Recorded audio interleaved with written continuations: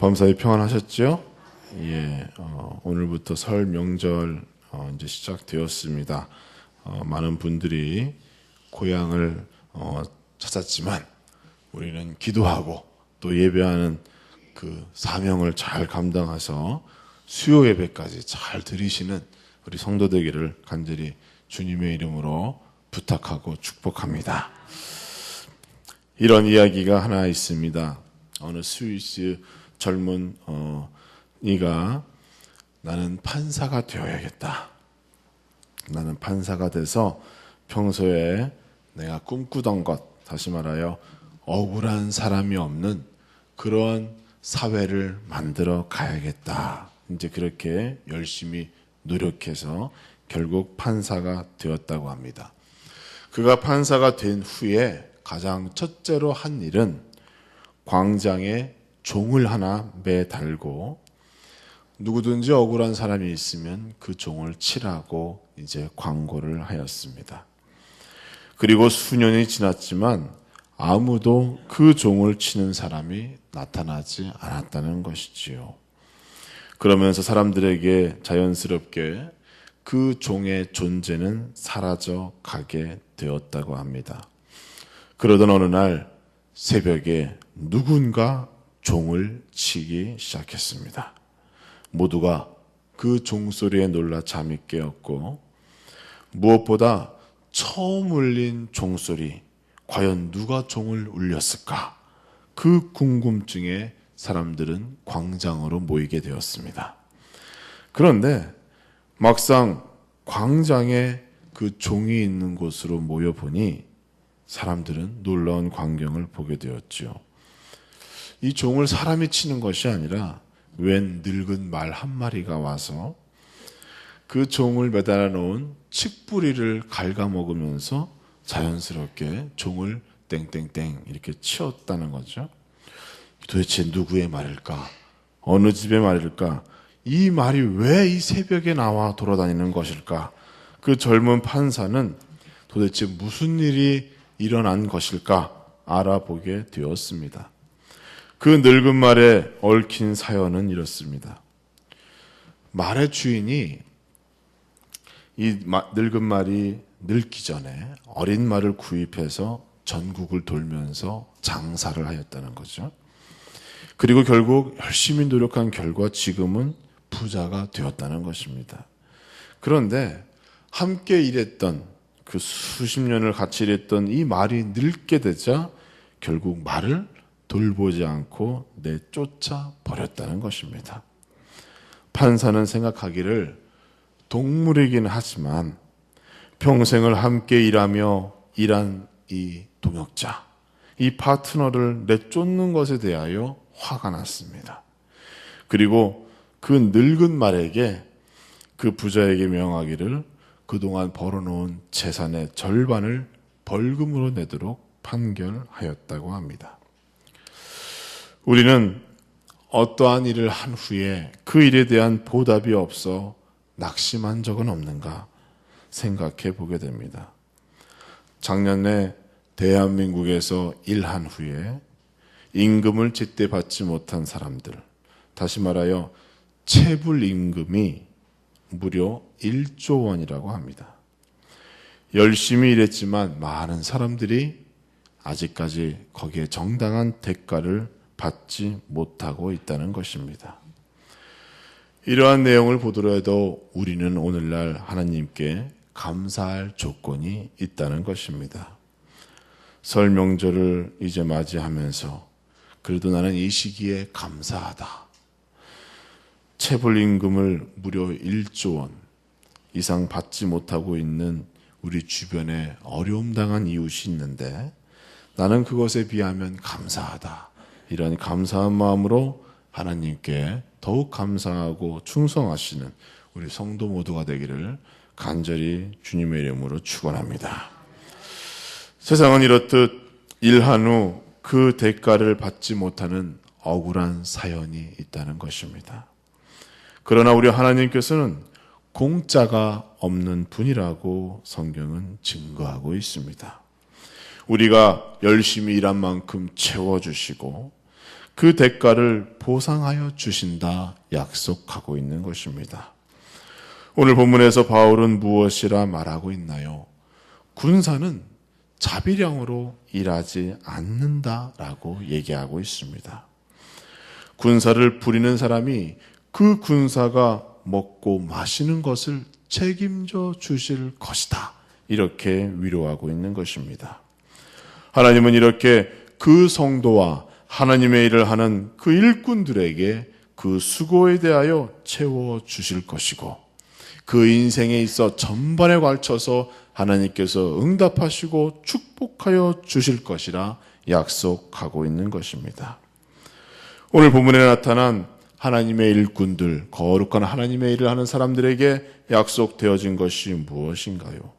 첫째는 나의 수고를 보답하고 채워주시는 하나님의 은혜를 경험하게 될 것이라고 약속하고 있습니다.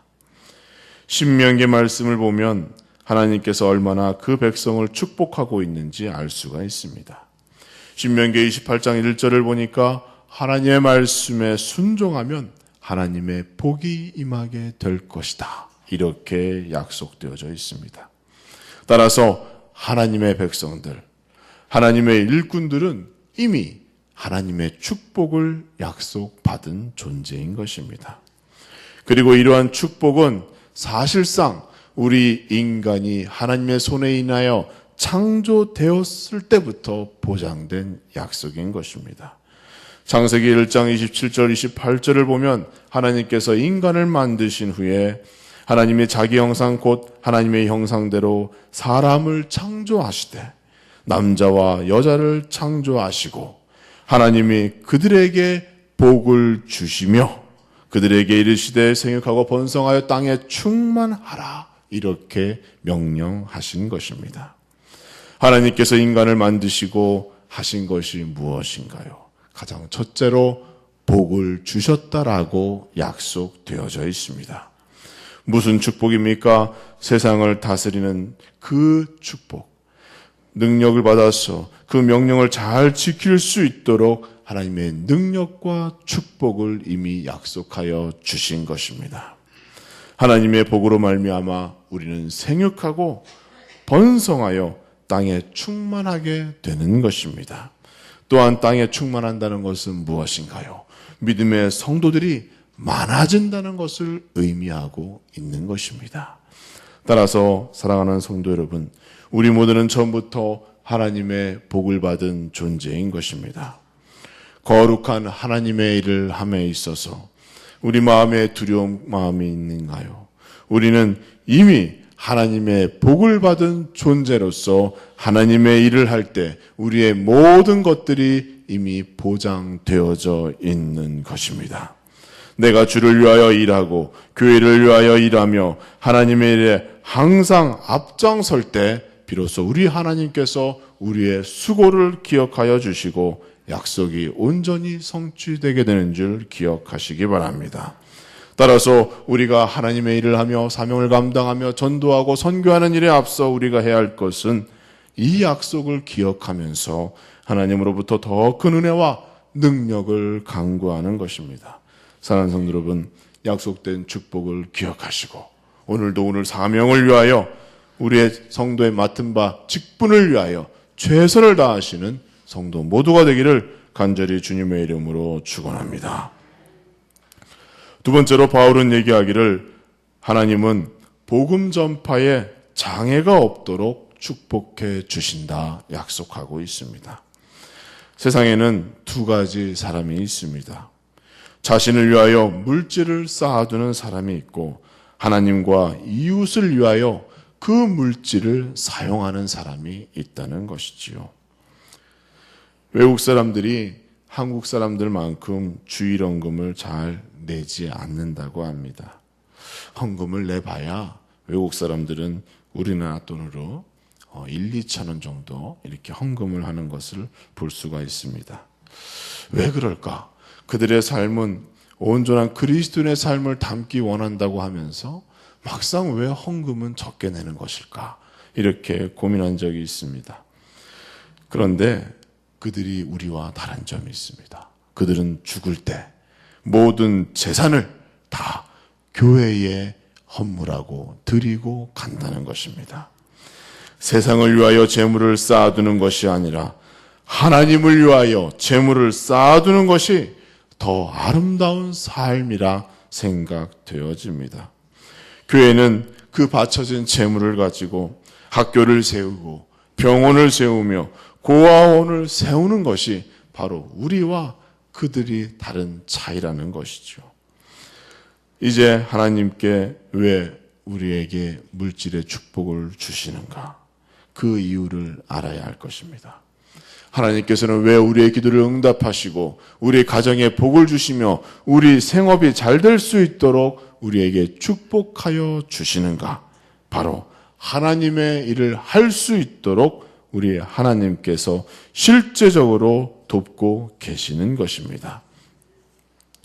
하나님은 복음 전파가 방해받지 않도록 오늘날 우리에게 물질의 축복 그리고 건강의 축복을 허락하여 주시는 것입니다. 이러한 사실을 깨달을 때 그 사람은 보다 더 가치 있는 인생을 살게 되는 것이고 보다 값어치 있는 그런 복된 인생을 산다라고 말할 수 있는 것입니다. 사랑하는 성도 여러분, 하나님은 오늘도 복음 전파가 방해받지 않도록 하기 위하여 우리에게 기도 응답해 주시고 축복해 주시는 줄 믿으시기 바랍니다. 우리는 이러한 축복으로 나의 주머니, 나의 창고를 크게 짓는 것이 아니라 하나님과 하늘나라 창고를 풍족하기 위하여 더욱더 수고하는 그러한 복된 성도가 되어야 할 것입니다. 바울은 또한 세 번째로 수고하는 대로 갚아주시는 것, 그것이 진정한 하나님의 축복이라고 우리에게 설명하고 있습니다. 바울은 본문에서 얘기하기를 자비량으로 군사는 일하지 않는다. 일하는 소의 입에 망을 씌우지 않는다. 신령한 것을 뿌리고 육신의 것을 거둔다. 그리고 복음을 전하는 자는 복음으로 말미암아 산다. 이렇게 고백하고 있습니다. 하나님은 자신을 위하여 일하는 자에게 빈손으로 집으로 돌아가도록 내버려 두지 않는다는 것입니다. 실제적인 삶 가운데 물질과 건강으로 축복해 주시는 분이 바로 우리 하나님인 줄 기억하시기 바랍니다. 따라서 내가 기억해야 할 것은 무엇인가요? 내가 이러한 축복을 받기에 합당한 성도로서 그리스도의 좋은 일꾼이요 군사로서 살아가고 있는가? 나의 믿음과 신앙을 오늘도 점검해 봐야 하는 것입니다. 나는 그리스도의 군사인가? 나는 주인을 위하여 일하는 하나님의 일꾼인가? 나는 신령한 복음의 씨를 뿌리고 있는가? 이 질문에 대답을 할 수 있어야 할 것입니다. 그리하면 복음을 전하는 자는 복음으로 말미암아 살 것이라는 그러한 실제적인 축복이 우리의 삶 가운데 임하게 될 것입니다. 사랑하는 성도 여러분, 일하는 것에 대하여 보답을 받지 못해 낙심할 때가 있는가요? 또는 내가 상대가 나의 진실한 마음을 알아주지 못하여 상처받을 때가 있는가요? 그러나 이것을 기억하시기 바랍니다. 하나님은 나의 수고를 잊지 않고 계십니다. 지금은 아니더라도 내가 충성하면 하나님께서 나와 내 가정과 그리고 나의 자녀에게 복을 내려 주실 것입니다. 이러한 믿음을 가지고 오늘도 하나님께 모든 것을 맡기고 우리는 신령한 것을 뿌리며 살아가야 할 것입니다. 그리고 신령한 것을 뿌릴 때에 육신의 것도 거둘 수 있음을 기억하시고 하나님의 약속된 축복의 모든 성도와 가정 되기를 간절히 주님의 이름으로 축원합니다. 기도하겠습니다.